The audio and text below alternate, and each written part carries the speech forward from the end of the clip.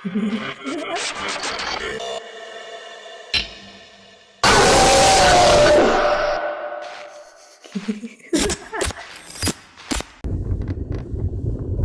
selamat kembali ke channel Pria Pahit. Untuk konten kali ini, aku cuba membuat sesuatu yang baru dalam segmen suasana malam.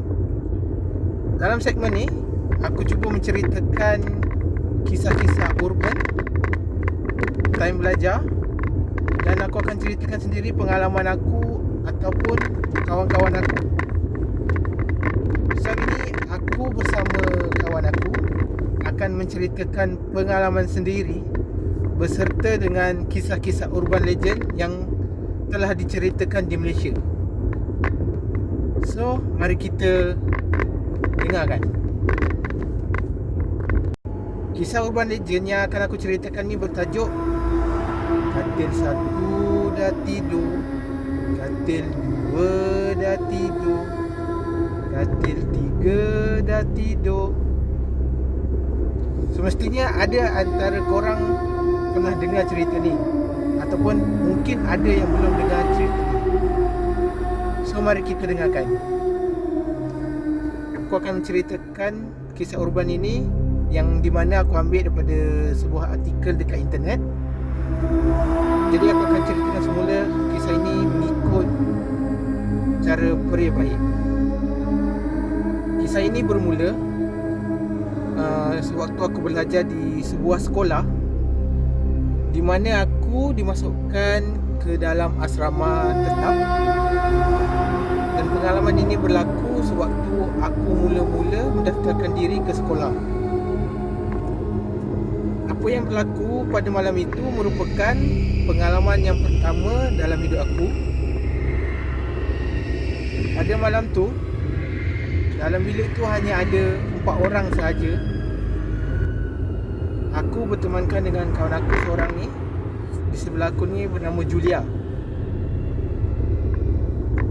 Dijadikan cerita, malam tu aku tak dapat tidur, sedangkan kawan-kawan aku yang lain telah tidur dengan nyenyak. Sewaktu aku cuba untuk melelapkan mata, aku terdengar sebuah suara daripada tingkap.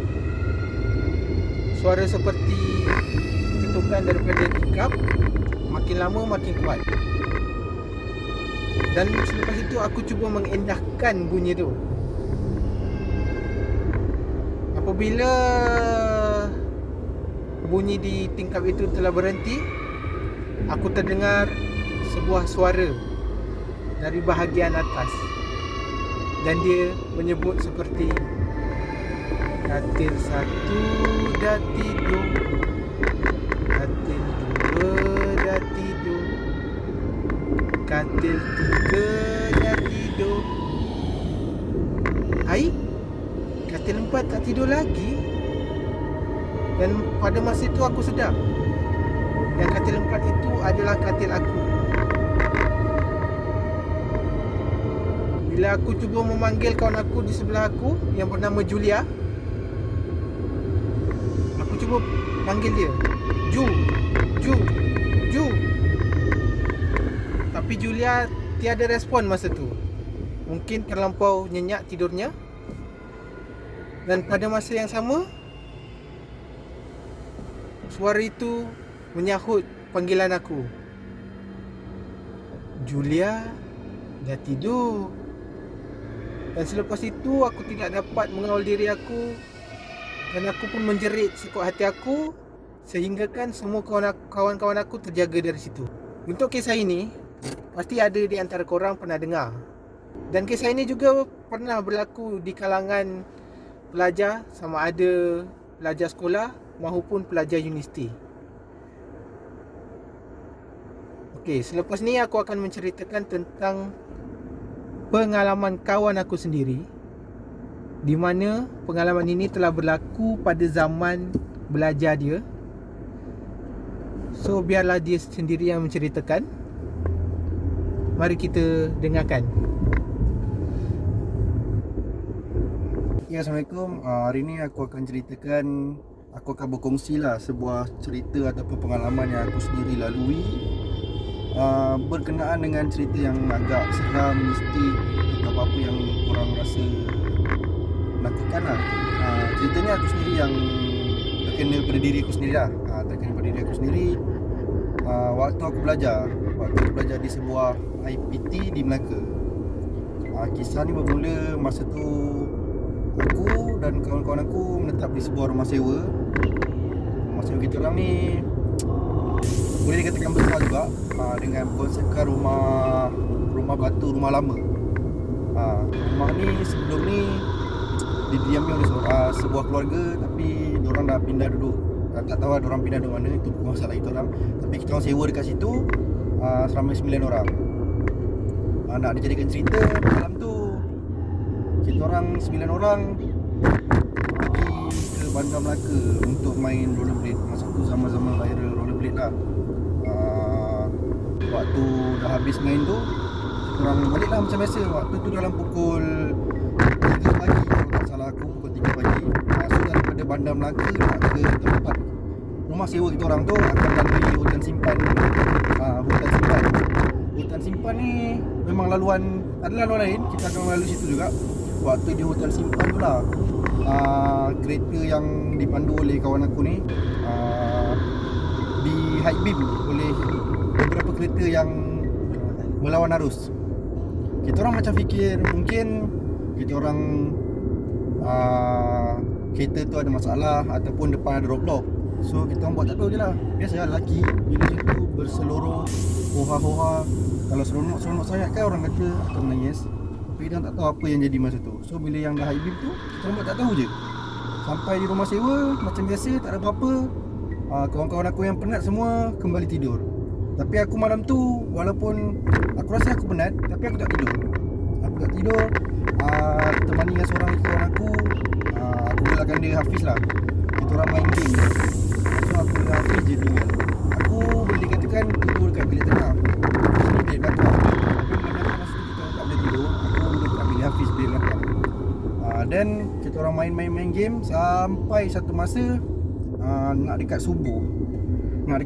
Kemudian masa tu aku punya kekasih waktu zaman aku belajar, dia akan sentiasa kejut aku waktu subuh. Tapi dia tak tahu malam tu aku tak tidur. So dia kejut aku, dia call mula-mula. Aku cakap aku tak tidur. Aku dah bangun dan aku siap-siap untuk solat. Waktu aku solat, lepas aku solat, kekasih aku tu nak pergi praktikal. Dia akan pergi praktikal awal sebab dia seorang pelajar jurusan nursing.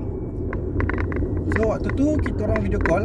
Biasalah kita lelaki kalau video call dengan awet kita takkan kita nak duduk dalam bilik kan, kawan-kawan yang ada sebelah kan. Mesti kita nak share tempat privacy kan. So aku keluar daripada rumah. Dekat depan rumah kita orang ni ada sebuah, bukan mungkin lah orang kata macam ruang tamu, tapi dekat belah depan luar daripada rumah. Lebih kurang macam tu, aku pun tak tahu nak panggil apa. So dekat situ ada kerusi. Aku duduk kat kerusi tu, belakang aku ada pokok mangga. Dekat pokok mangga tu, biasalah gelap kan malam, aku video call macam biasalah. Sambil aku video call tu, aku dah siap-siap semua nak pergi praktikal. Tiba-tiba aku tengok dalam video call tu, muka dia berubah. Dia macam fokus kepada sesuatu arah di dalam video tu. Aku tanya dia kenapa. Lepas tu dia tanya, awak dekat belakang awak tu apa? Kawan awak ke? Aku terkedu. Sebab kalau kita video call, gambar kita kan kecil, gambar orang yang call kita tu akan besar kan. Aku besar gambar aku. Aku nampak dekat belakang aku, dari dalam pokok kelapa tu, seperti seseorang sedang menjengah aku. Dengan jelas aku nampak rupa dia seperti seseorang sedang menjengah aku. Aku terkaku, tak boleh cakap apa. Yang aku hanya mampu lakukan hanya berdiri dan fokus untuk masuk ke dalam rumah. Sampaikan pintu rumah aku pun aku tak tahu macam mana nak buka, terlampau terkejut. Pintu rumah masa tu rumah pakai sliding door. Aku tarik tapi aku macam tak ada tenaga. Aku cuba istighfar, aku buka perlahan-lahan boleh. Aku masuk, aku terus lari ke Hafiz. Lepas tu Hafiz tanya aku, kenapa? Aku hanya berdiamkan diri. Dan aku rasa tak mampu untuk buat apa-apa. Aku cuba juga untuk beranikan diri aku cakap dengan Hafiz. Hafiz, aku rasa ada something lah kat pokok mangga tu. Lepas tu Hafiz cakap, mana ada apa-apa lah. Selama kita duduk sini tak pernah kena kacau apa pun. Jadi Hafiz beranikan diri untuk pergi melihat. Hafiz pergi tengok tapi tak ada apa-apa. Aku demam esok. Esok harinya aku demam. Dalam pagi macam tu, pukul 11 macam tu, selepas aku tidur, aku bangun tu, aku tanya balik ke Kak Lawai aku, apa yang dia nampak waktu kita video call tu. Dia cuma boleh terangkan, dia kata seperti kawan aku yang sedang cuba untuk menjengah kita orang daripada celah pokok mangga tu. Dan aku tanya dia, rupa parah macam mana? Sebab yang aku nampak seperti seseorang memakai guni. Awak aku pun menjelaskan perkara yang sama. Dia nampak seperti seseorang memakai guni dengan mata berwarna biru besar. Tapi mata berwarna biru besar tu aku tak pasti sebab aku tak nampak itu. Aku cuma nampak dia guni saja, pakai guni. Cerita aku ni keesokannya agak tersebar dekat sekitar kampung tu lah.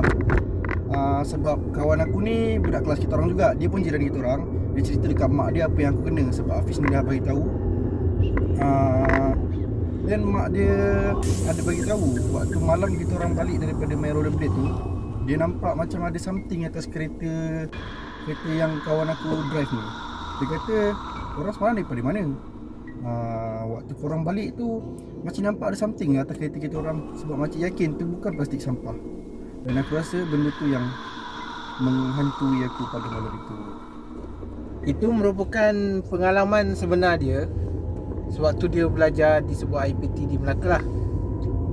So, jadi apa yang boleh kita orang sampaikan pada kisah kali ni,